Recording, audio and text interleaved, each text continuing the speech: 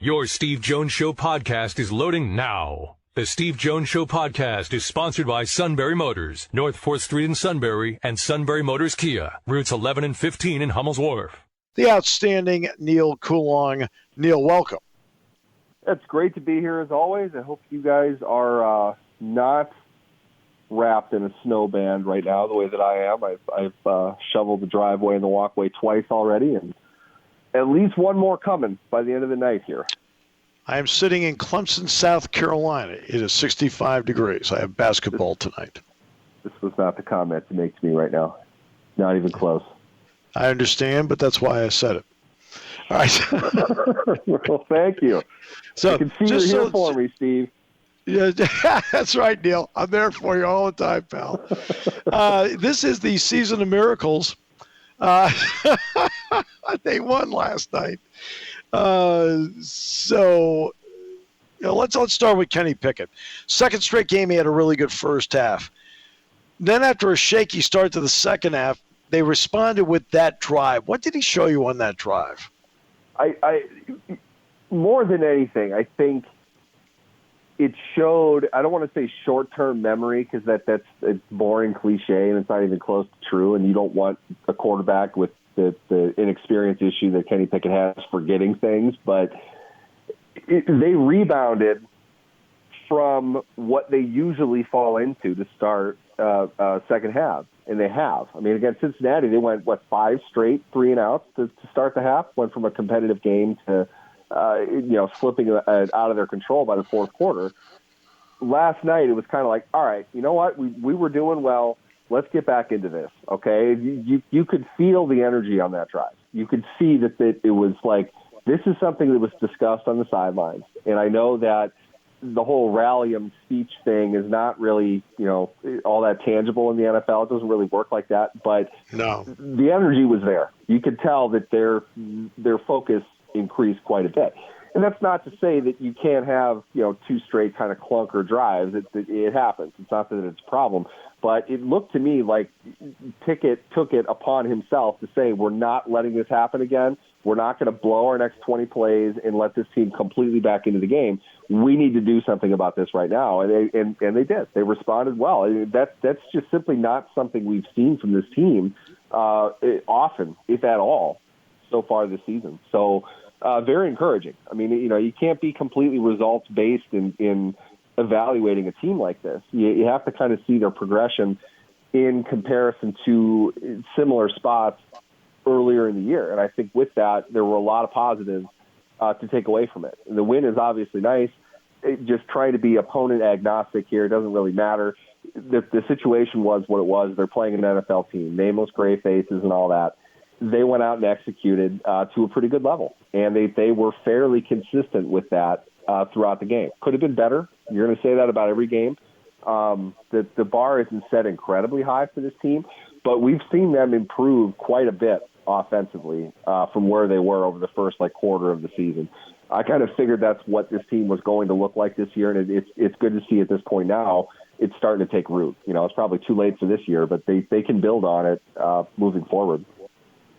Lost in the shuffle as the season has gone. We have rarely talked about Benny Snell. What did you see from him last night? I forgot how he ran. I even wrote this down just right away because it was like, I haven't seen Benny Snell run a ball in the regular season in a while. I mean, he did pretty well. You can't fault where he is on the roster. It's next man up. He had to step up and play. And he did a great job. His numbers were good. He looked good doing it. He made plays on the ground. He made plays in the air. You got a lot of quality play from the running back from Pittsburgh on Monday night. You have to be happy about that. It goes to show, again, the offensive line is starting to really form into something that I don't think anybody would have really anticipated. I said at the beginning of the year, they're going to struggle a bit offensively right away. The offensive line in particular, they're going to be rough right away. They need time. They need snaps. And that's going to come with negative consequences at the beginning of the season. But if they're good, if what they're doing is working, you're going to see them improve measurably toward the end of the season. And I feel like we're starting to see that, and it's fun. It's good to see, perhaps not all of them. I don't think Dan Moore played particularly well again, but it's good to see them, get a little get back to all the people that wrote them off a long time ago. I thought you have to take your cap off to them simply because they showed up and they played well. Indianapolis is a very similar team to Pittsburgh in a lot of ways. They should be a better defensive unit, I think, than what they have been top to bottom. There's talent on that defense. They can play. The offensive line had a pretty good challenge in front of them, and I thought they held themselves very well, particularly early. I thought they did a good job controlling the game, and they've had some pretty good running performances the last couple of weeks. And, you haven't seen the quarterback turn the ball over. That's a good thing that you can associate with protection as well. Alex Highsmith knows that. He leads the NFL in strip sacks now. You need to be able to protect your quarterback if you want to protect the ball. So I feel like they're doing a very good job overall, certainly in comparison to where they started this year. Is there any particular reason why Deontay Johnson thinks he's a number one receiver? The agent in me would say because they throw him the ball as often as the number one receiver.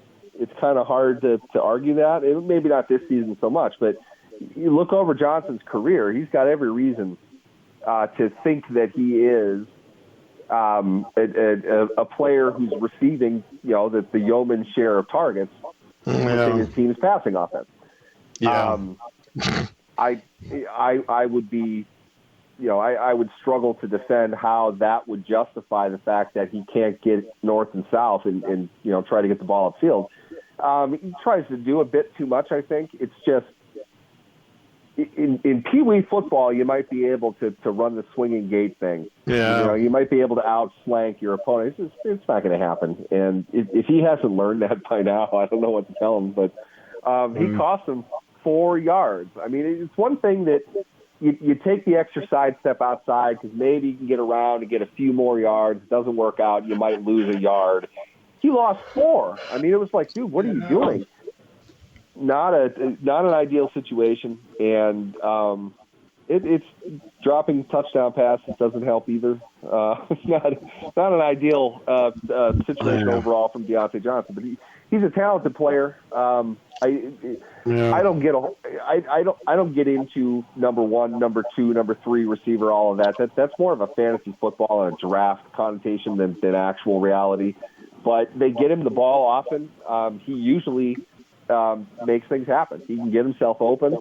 I think, if anything, he might be frustrated because his targets are down a bit, and they're not making plays after the catch the way that they used to. Teams are tackling him where they stand often. Just that's probably a byproduct of an offense that's not really trying to get the ball downfield consistently all that much. So I think he's probably trying to do a little bit too much. But sometimes, if anything, and I hate to say this because I usually lean on comments like this, but look at Antonio Brown. Nobody expected Antonio Brown to run through anybody. Certainly not Spencer Lansing, and he's not going to be able to run through anybody unless he jumps, doesn't clear the guy's helmet, and kicks him in the face. He's not running through anybody. He would get the ball, and if he had an opportunity, he would, make a move, get in the open field, his best open field runner of his era. If he didn't have it, though, he went down, and nobody got after him about. It's not a question of toughness. Deontay Johnson is maybe a shade bigger than Antonio Brown. Nobody's asking him to square up to a safety 15 yards down the field. But you're not going to be able to outrun everybody either. They've got the angle on you. There comes a point you got to protect the ball and just get forward. If you dive down head first, that's fine. They can't hit you anyway. It's okay to do that. You caught the ball, you secured it. The opportunity wasn't there to run.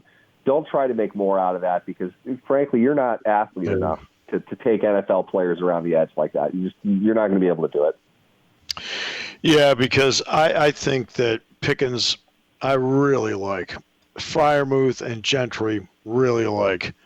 I remember when Johnson was doing his hold in, I said, I wouldn't even return his calls. I mean, that's just me. Did Watt make the trip? Just asking for a friend. I saw, and what was interesting to me, I saw Watt walking off the field after the game. He looked like he was hobbling a little bit. That's not to suggest there was an injury, but we don't see many pretty high-end Steelers defensive performances that T.J. Watt was not an instrumental part of. And he really wasn't. Not to, he doesn't have to be on every game. He just is. He's T.J. Watt, Defensive Player of the Year for a reason. That was kind of a null game for him. Not to suggest he didn't do anything at all, but oh no, because he's getting doubled. Quiet. I mean, I know that. I mean, he's getting a lot of attention. It's just you just make the comment. You're watching Nick Bosa, like, okay, he's getting a lot of attention too. He's making plays. Exactly. And the fact that Watt didn't and Highsmith had a real nice game with Watt on the field, I don't know how many times that's really happened. I mean, Highsmith was excellent. I thought he did a great job.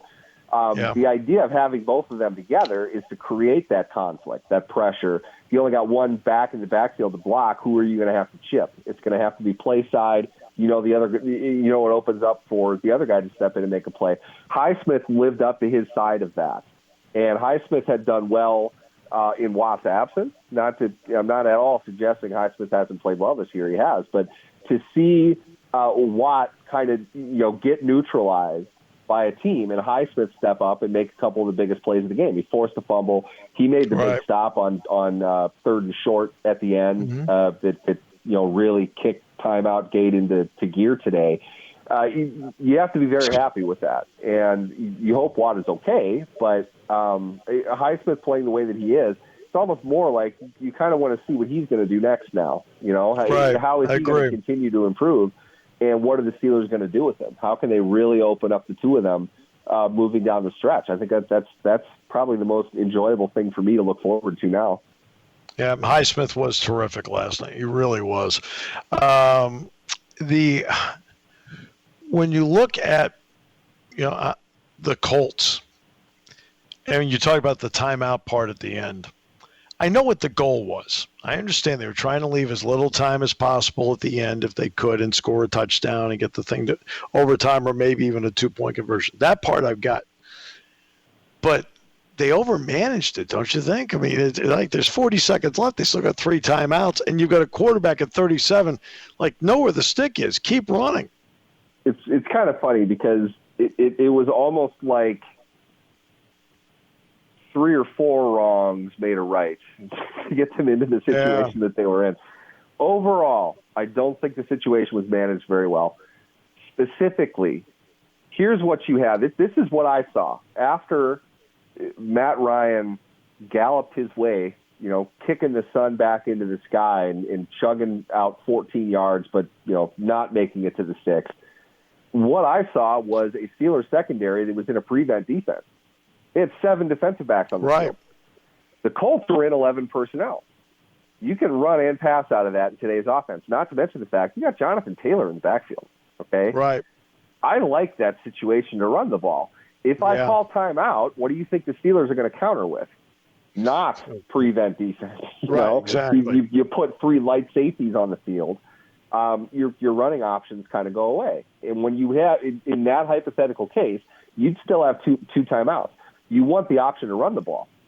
To me, I don't think it was a bad idea. But the problem really isn't that he didn't call timeout. It's the fact that it took him 24 seconds to line up. It's like, to me, you don't need to call the timeout there. I know how funny it was and how everyone jumped on it. Not nearly as stupid as people think it is. Not nearly as stupid. You're perfectly fine with the defense the Steelers have out on the field. The Pittsburgh Steelers defense, you'd rather them 7 defensive backs than 7 up front in that situation. So you've got the schematic advantage.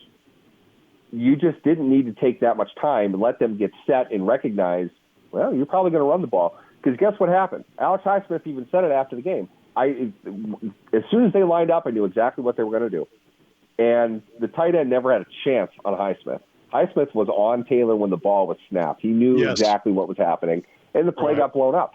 I'm not 100% sure it wouldn't have gotten stopped anyway. It looked like the 2 safeties, ironically, were crashing the gap anyway. So I'm not sure it would have mattered. But the point is, the timeout was irrelevant. I really don't think it matters.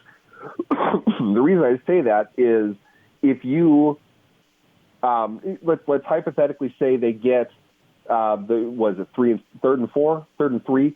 They get to like the 23-yard line. Call timeout there. There's about 30 seconds left on the clock from the 23. They've still got 2 timeouts. Is that a bad situation to be in? Pretty nice, in my opinion. You've got plenty of time to throw to the sticks. You can still run if you have that schematic advantage again because you have 2 timeouts. And you can work it down to the 10. When you're at the 10 and you've got 2-3 plays, I don't – my opinion, yes, anytime that you leave a play on the field, it's probably more negative than it is positive. But if that chain of events would have included you converting on 3rd and 4, which keep in mind, they never did. That's the problem here. There's no difference at all how many timeouts Jeff Saturday finished the game with because they failed to convert. All right? Plays are more important than timeouts are. You have to remember that. You're on the field to score points. Yep. Whatever play you can have to score points is the plays you need to call. So I think people make way too big a deal out of timeouts and what they think is clock management. There is a factor to that for sure, but it's inexact. It's not as easy as people think it is. I don't think it was that big of a deal. I think in the end they failed to make plays offensively the entire game, and I'm not totally surprised that they fizzled out at the end. Oh, believe me, timeouts are a big TV thing. I mean, all the time. We talk about that all the time in basketball, for example. Yeah. Like the rebound, 8 seconds left. Call a timeout. No, if you've got an experienced team, guess what? Put them on their heels. Make them guess. Yep. Exactly. And that's. I'll tell you, Matt Ryan looked old last night.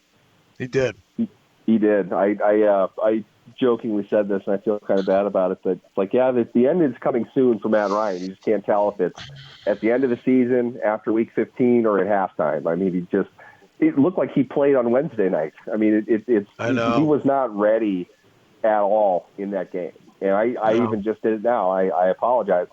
That was not a Thursday night football game, but did not feel like a Thursday night football game.